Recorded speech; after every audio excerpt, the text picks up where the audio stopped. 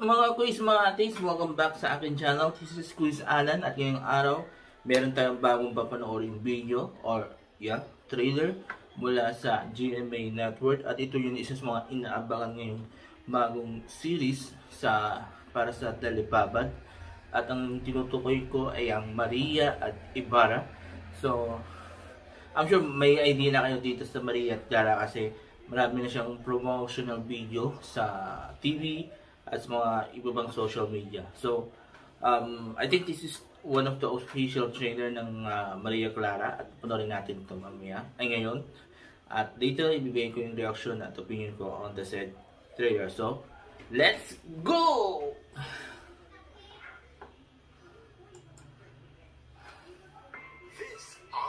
Dadaling ka ng librong ito sa mundo na ikinatahan ni Jose Rizal. GMA is taking us back to the past. Kasama ang isang Gen Z. Talaga bang nasa malimit ang iri ako? Starring Barbie Forteza, Wala pa bang obra sa panahon ko? Julianne Salucen, Kamangha-mangha. Saan na kaya ito nakuha? and Dennis Trillo. Sino ka ba talaga? At bakit mo ako sinusundan? Sa series na magbibigay ng bagong pagmamahalaga sa ating nakaraan Nagkakaloob na sila ng titulo o degree para sa mga kababaihan? at sa ating kasalukuyan. Grabe naman kayo makapanginsulto ng mga babae. Everyone has that basic human right to education. Maria Clara at Ibarra. Kailangan akong madala ng pugong babae ngayon sa hospital psikiatric upang magamot na nilubhas ang doktor na kanyang mag-iisip. Tatayin ako sa mental. World premiere October 3 sa GMA. Ayun, dahil wala pa natin yung trailer. So, ina-assume ko na official trailer to ng Maria at Clara. So, tulad ng sinabi ko, ito yung pinakabagong serye ng GMA na darating sa Telebabad and very positive yung pagtanggap ng mga tao regarding this trailer. So, nung una ko napalitaan ko itong serye na to, I thought it's a straight adaptation sa TV nung No Limit Hangga't sa El Felipe's Turismo. So, yun ang unang kong naisip and medyo nakaroon ako ng konting concern doon kasi alam naman natin na medyo mahirap intindihin yung storya. Especially for student. Kasi ako, meaning ko nung I was still studying. Gusto ko to, itong libro ni Jose Rizal, medyo, yun nga lang, medyo mahirap intindihin. Especially kung yung teacher hindi ka marunong mag-explain, di ba? Luckily, I have a very good teacher sa Noli, sa El Fili. Kaya I was able to understand the whole story. So, balik tayo sa serye. So, yun yung concern ko.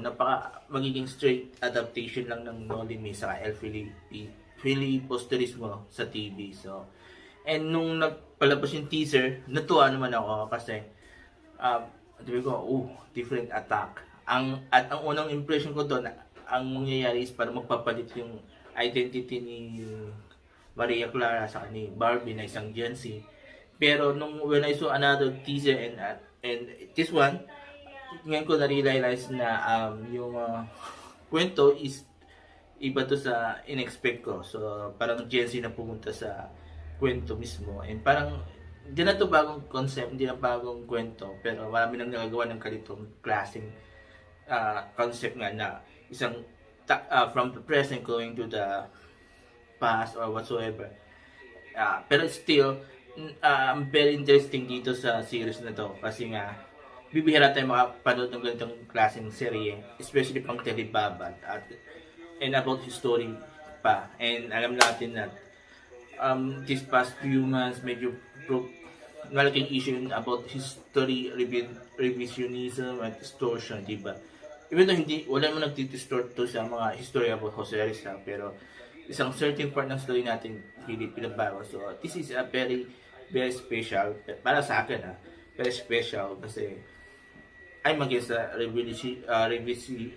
revisionism sa distortion. So this will also help the young ones to understand our history na history should not be yung nababago, di ba? Now, punta tayo sa trailer na napanood natin. Ang maganda, nung pinapanood ko yan, feel na feel, especially yung part na napunta si Barbie Forteza sa panahon doon sa libro mismo. And maganda, na-feel ko yung atmosphere, yung setting ng magiging Spanish, diba, era. Yun nga lang, may konti lang akong pansin yung, especially dun sa may parte na uusap si Dennis Trillo sa mga kaibigan niya, diba? Meron siyang sinabi doon na parang, diba? Parang English siya. Basta mayroon na ako napansin doon na narinig na nga something na, na-off lang ako doon. Pero totally wala naman akong problema. Magaling at artista si Dennis Trillo and so that. Julian, alam natin Julian is not as good as nung ibang singers na naging artista, but she can deliver good acting and good emotion, diba? Then si Barbie Forteza, well, alam naman natin na one of the best young actresses we have in GMA, and talagang pagdating sa iyakan, and alam natin nag-aalis siya sa isang successful na TV adaptation rin na Manu Po Legacy, yung first season. So, very successful yung pinag-uusapan. So, this is a good follow-up to sinapala niya. And happy na fresh faces naman to, yung bagong tambalan naman to. Hindi to yung paulit-ulit na tambalan. Even though yung mga artista, sila yung mga natin papanood sa mga drama. Pero yung tambalan ni na Dennis, Barbie sa Julian, very refreshing kasi first time natin nakita sila nagsama-sama.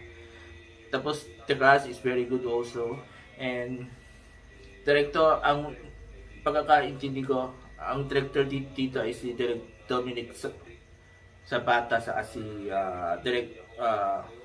si Neneng, na both are very good director. So talagang mataas ang expectation ko dito because of those two directors, because yun nga, si Neneng, yung siyang gumawa nung Widow's Wife na very successful rin at pinag-uusapan before nung naipalabas yung Widow's Web. Then si Direk Zapata, ang dami na siya nagawang very good series, di ba? Like My Husband's Lover, The Rich Man's Daughter. So, yun. So, totally maganda lahat. Technical aspects nung serye, maganda. Obviously na ginastosan. At ang ganda yung feeling. And very K-drama din ang dating. And which is same sentiments din ng mga fans. Na may mga nababasa ako na very K-drama. Kinakompare sila sa isang K-drama. Pero I have no idea with that K-drama. Pero yung dito, parang it reminds me of those K-drama na historical, diba? Yung marami, nakalimutan ko mataitan na napanood sa GMA, diba? So, yun. So, I hope sana nagustuhan nyo itong trailer ng Maria Clara Para. Mag-comment kayo dito sa baba. At kung nagustuhan nyo naman yung opinion ko regarding this trailer, mag-comment kayo sa baba. At mapasahin ko lahat kaya mga comments nyo. At if kailangan ko mag-reply or mag-react back do sa mga comments nyo, I will do that. So, that's all. So, before I end this video, please don't forget these 4 things for watching my channel. Comment, like, share, and subscribe to my channel, The Alan P. Show, Lakay Alan Borja, and Proudly Vlog. So, there you go. Maraming salamat and have a nice day to all.